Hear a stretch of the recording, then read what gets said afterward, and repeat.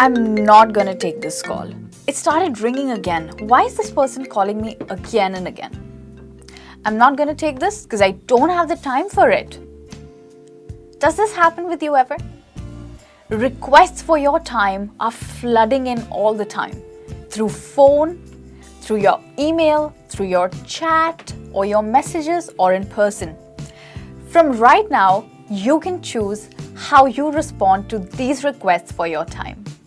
When the request comes in, take yourself off autopilot, where you might usually say yes, but now you need to say no. You should use the request that you receive from now on as an opportunity to draw a healthy boundary around your time. When we decide not to do something, it means we can say yes to something else. So you have a unique opportunity to decide how you spend your precious time. The whole thing is that to stay productive and to minimize stress, you have to learn the gentle art of saying no, an art that many people have problems with. So what's so hard about saying no? It's something I have struggled with for many years. Because to start with, it can hurt, anger, or disappoint the person you're saying no to. And that's not usually a fun task. Second, if you hope to work with that person in the future, you'll want to continue to have a good relationship with that person. And saying no in the wrong way can destroy that, I'm so sure. So what we must remember is that by saying no, you are saying yes to something more important. Things like de-stressing yourself, spending time with your family, helping somebody, etc., etc. So today I'm going to share with you the strategies that helped me learn the gentle art of saying no. This is Michelle on Skillopedia, the place to learn skills for the real world.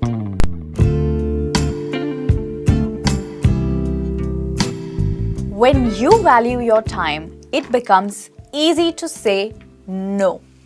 You got to know your commitments and how valuable your precious time is. Then when someone asks you to give some of your time to a new commitment, you'll know that you simply cannot do it. And tell them that I just can't do this right now. My plate is overloaded as it is. When you have set your priorities right, no comes as a natural response to anything less important. So even if you do have some extra time, which for many of us is a rare thing, is this new commitment really the way you want to spend that extra time? For me, I know that more commitments means less time with my family and my close ones, who are more important to me than anything. So, no comes as a natural response when you have set your priorities right.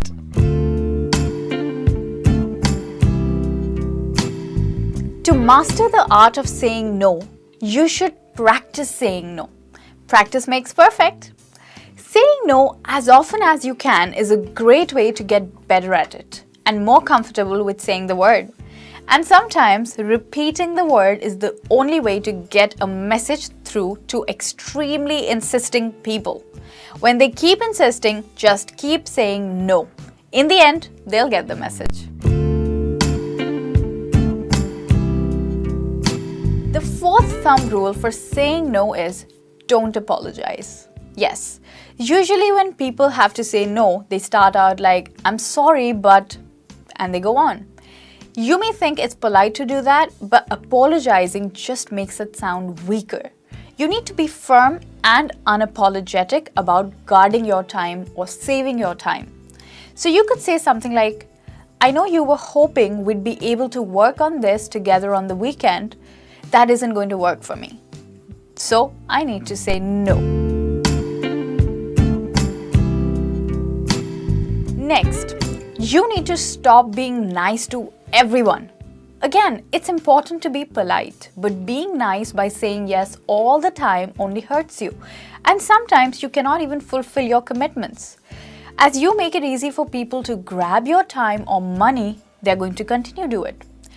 So, put a stop to people pleasing by saying something like the broken record no, which is a repetitive way of saying no. So, when someone asks you the same thing again and again, you go on saying no. For example, you could say, "No, I'm sorry, I won't be able to travel out of town that week."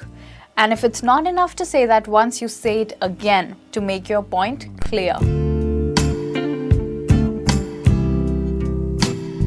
The hardest one is to say no to your boss. Because sometimes we feel that we have to say yes to our boss. They're our boss, right? And if we say no, then we look like we can't handle the work. But in fact, it's the opposite. Explain to your boss that by taking on too many commitments, you are reducing your productivity and denying your current commitments. And that sounds fair. But if your boss insists that you take on the project, tell him that you can only do a part of it in the given time. An example for that is, "I can't stay late Thursday because I have my current project to complete." So this gives a brief reason why you can't accept his request.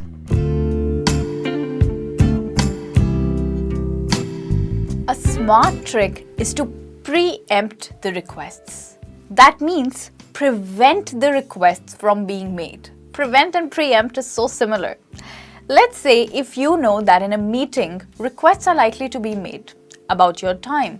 Just say to everyone as soon as you come into the meeting, "Look guys, just to let you know, my week is booked full with some urgent projects and I won't be able to take on any requests."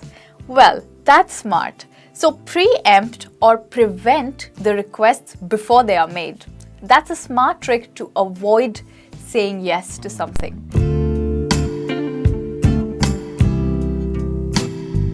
If you think the request is important or that you can cater to the request at another time, just say, "I'll get back to you." Instead of providing an answer then and there, it's often better to tell the person you will give their request some thought and get back to them. So say something like, "Josh, let me check my schedule and I'll get back to you. How about if I let you know by tomorrow afternoon?" Well, this is a polite example of saying no by postponing it to a later time. Again, if you think you can consider the request at a later time, you can postpone it. For instance, just say, "This sounds like an interesting opportunity, but I just don't have the time at the moment. Perhaps you could check back with me in the evening?" Or say something like, "I'm sorry, I'm not free to meet in an hour, but I'm free later today. Can we meet at 8 p.m.?" So this is the gentle art of saying no. We have got great examples that we can use.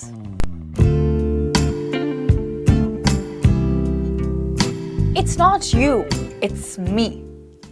This classic dating rejection can work in other situations as well. Many times, the person or project is a good one, but it's just not right for you. At least not at that time. In such a situation, you could say the pleasant no by complimenting them or appreciating them. Look at this example. "Sue, I really appreciate your offer to help me out, but I'm going to have to say no. Thanks, I appreciate your offer." Let's face it, guys. It is hard to say no, especially if you haven't done it much in the past. It will feel awkward. Remember that you are the only one who understands the demands of your time. So think about it. Who else knows about all of the demands on your time? No one, right? Only you are at the center of all these requests.